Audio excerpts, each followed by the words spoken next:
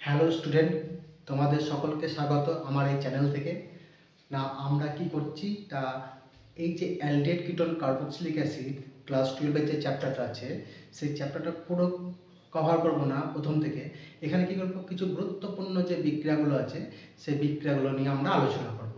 যেমন অ্যালডেট কিটোনের প্রস্তুতি বা অ্যাসিডের প্রস্তুতি এবং অ্যালডেট কিটোনের যে বিভিন্ন রাসায়নিক বিক্রিয়াগুলো আছে, বিভিন্ন নেম রিঅ্যাকশন, সেগুলো করব।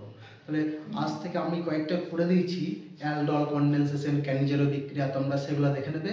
আজকে যেটা করছি সেটা কি করব না, একটা নেম রিঅ্যাকশন, অর্থাৎ কোনো বিজ্ঞানী নাম অনুসারে যে বিক্রিয়াগুলো হয়। বিক্রিয়াটার নাম হচ্ছে রোজেনমান বিজারণ।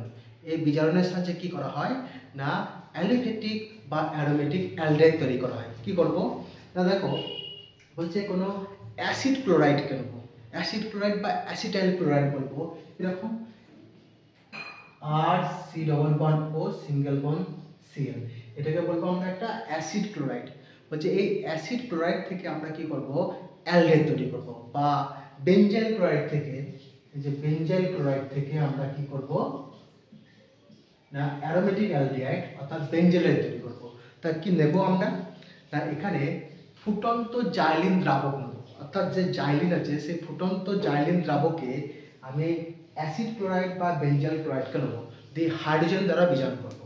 এবার এই যে বিজারণকালে আমরা কি করব না, একটা বেরিয়াম সালফেটের প্রলম্বিত, অর্থাৎ বেরিয়াম সালফেটে ইউজ করব, এটাকে এর উপরে প্যালাডিয়াম ধাতুকে অনুঘটক রূপে ব্যবহার করব। যদি প্যালাডিয়াম ধাতুকে অনুঘটক রূপে আমরা ব্যবহার করি তাহলে আমরা কি পেয়ে যাব না, একটা অ্যালডিহাইড পেয়ে যাব। কিরকম বিক্রিয়াটা তোমরা একটু দেখে নাও। তাহলে আমি একটা লিখছি অ্যাসিড ক্লোরাইড হিসেবে CH3COCl কি দ্বারা বিজারণ করব না, হাইড্রোজেন H2। ধাতু কি নেব, অনুঘটক হিসেবে প্যালাডিয়াম।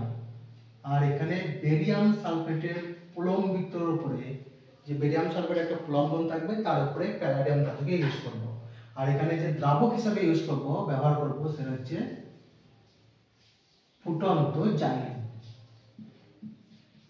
তাহলে এইভাবে বলতে হয়, ফুটন্ত জাইলিন দ্রাবকে অ্যাসিড ক্লোরাইডকে যদি হাইড্রোজেন দিয়ে বিজারণ করা হয় তাহলে তোমার কি তৈরি হবে, অ্যাসিটালডেহাইড তৈরি হবে। অর্থাৎ তৈরি হবে এই প্রোডাক্টটা CH3C ডবল বন্ড ও সিঙ্গেল বন্ড H। এই একটা H Cl কে রিপ্লেস করে প্রবেশ করবে, দেখো অ্যালডিহাইড হয়ে গেল। আর এখানে একটা H আছে আর Cl টা বেরিয়ে এসেছে, তাহলে একটা সাইড প্রোডাক্ট কি পাবো না, HCl পেয়ে যাবো। এখন এখানে আমরা কোশ্চেন দেয় যে দ্রাবক হিসেবে কি ব্যবহার করি না, বলো ফুটন্ত জাইলিন। আর এখানে অনুঘটক হিসেবে কি ব্যবহার করা হয় না, প্যালাডিয়াম ধাতু। আর খুব ইম্পর্টেন্ট বলা যে বেরিয়াম সালফেট হিসেবে কেন বেরিয়াম সালফেট ব্যবহারটা করব না, বেরিয়াম সালফেট আমরা ব্যবহার করব অনুঘটক বিষ হিসেবে। কি করে এই কাজটা না, একটু দেখে নাও কাজটা আমরা কি করতে পারি।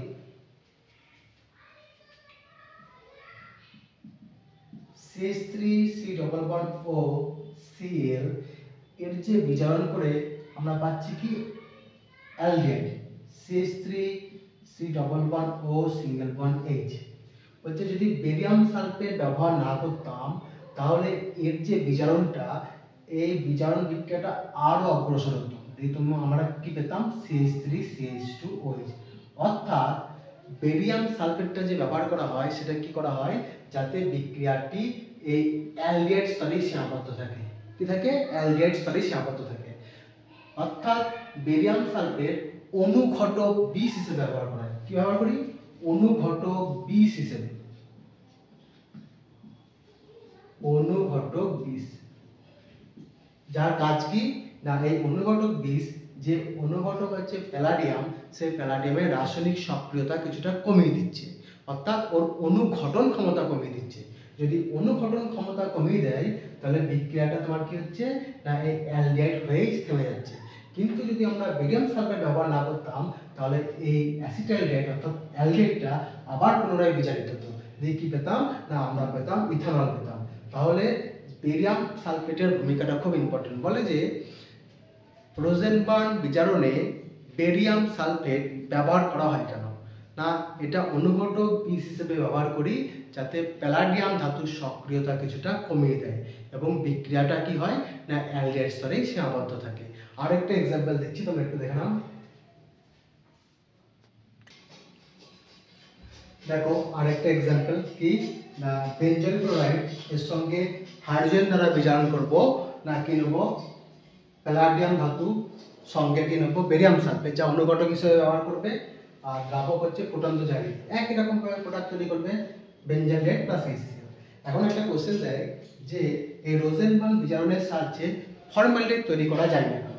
তাহলে ফর্মালডিহাইডের সঙ্গে কি হচ্ছে HCOH। তাহলে এই যে ফর্মালডিহাইড তৈরি করার জন্য আমাকে যেটা নিতে হবে সেটা হচ্ছে ফর্মাল ক্লোরাইড HCOCl।